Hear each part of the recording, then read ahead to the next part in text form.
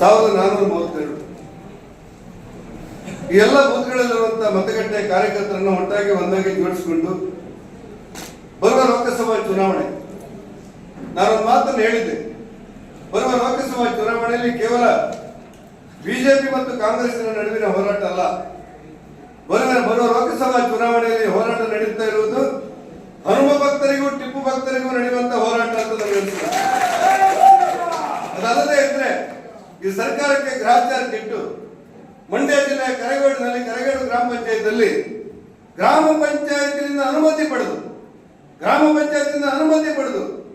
ಅನುಮೋದನೆ ಪಡೆದು ನಿರ್ಣಯವನ್ನು ಅಂಗೀಕರಿಸಿ ಸಾರ್ವಜನಿಕ ದೇಣಿಗೆ ಮೂಲಕ ನಿರ್ಮಿಸಿರುವಂತಹ ಒಂದು ಕಟ್ಟೆಗೆ ಭಗವತ್ ಧ್ವಜವನ್ನು ಹಾರಿಸಿದ್ರೆ ಪೊಲೀಸರ ಮೂಲಕ ಸರ್ಕಾರ, ಪೊಲೀಸರು, ಜಿಲ್ಲಾಧಿಕಾರಿಗಳು ಭಗವತ್ ಧ್ವಜವನ್ನು ಕೆಳಗಿಳಿಸಿ ಅಪಮಾನ ಮಾಡ್ತಾರೆ ಅಂತ ಹೇಳಿದ್ರೆ ಇದಕ್ಕಿಂತ ನಾಚಿಕೆಗೆಟ್ಟಂತ ವ್ಯವಸ್ಥೆಗಳಿಲ್ಲ. ಸರ್ಕಾರಿ ಧ್ವಜಗಟ್ಟೆ ಅಲ್ಲ ಅದು, ಖಾಸಗಿ ಅವರು ದೇಣಿಗೆ ಮೂಲಕ ಮಾಡಿರುವಂತಹ ಧ್ವಜಗಟ್ಟೆ.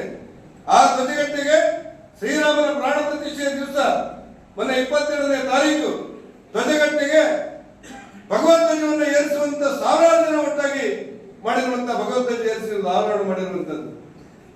ಆ ಧ್ವಜಗಟ್ಟೆಯಲ್ಲಿರುವಂತಹ ಭಗವತ್ ಧ್ವಜವನ್ನ, ಹಿಂದೂ ಧ್ವಜವನ್ನ, ಶ್ರೀರಾಮನ ನೆನಪಿಗೋಸ್ಕರ ಮಾಡಿರುವಂತ ಧ್ವಜವನ್ನ, ಕೇಸರಿ ಧ್ವಜವನ್ನ ಪೊಲೀಸರ ಮೂಲಕ ಕೆಳಗಿಳಿಸಿ, ಆವಾಗಲ್ಲಿ ಯಾವ ಜಾತಿ ಧರ್ಮ ವರ್ಗ ಇಲ್ಲ, ಎಲ್ಲರೂ ಒಟ್ಟಾಗಿ ಒಂದಾಗಿ, ಮಹಿಳೆಯರೆಲ್ಲ ಒಟ್ಟಾಗಿ ಒಂದಾಗಿ ಕೂತ್ಕೊಂಡು ನಾವು ಪ್ರಾಣವನ್ನಾದರೂ ಕೊಡುತ್ತೇವೆ, ಭಗವತ್ ಧ್ವಜ ನಡೆಸಲಿಕ್ಕೆ ಬಿಡೋದಿಲ್ಲ ಅಂತ ಹೇಳಿದ್ರು ಕೂಡ ಲಾಠಿ ಚಾರ್ಜ್ ಮಾಡಿರುವಂತಹ ಕೆಟ್ಟ ಸರ್ಕಾರ ಇದ್ರೆ ಅದು ಸಿದ್ದರಾಮಯ್ಯನವರ ಸರ್ಕಾರ.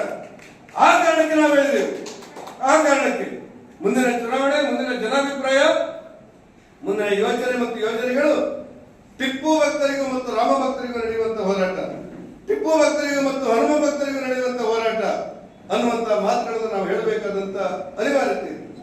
ಎಲ್ಲಿಂದ ಎಲ್ಲಿಗೆ ಬಂದಿತ್ತು ಸರ್ಕಾರ ಇವತ್ತು?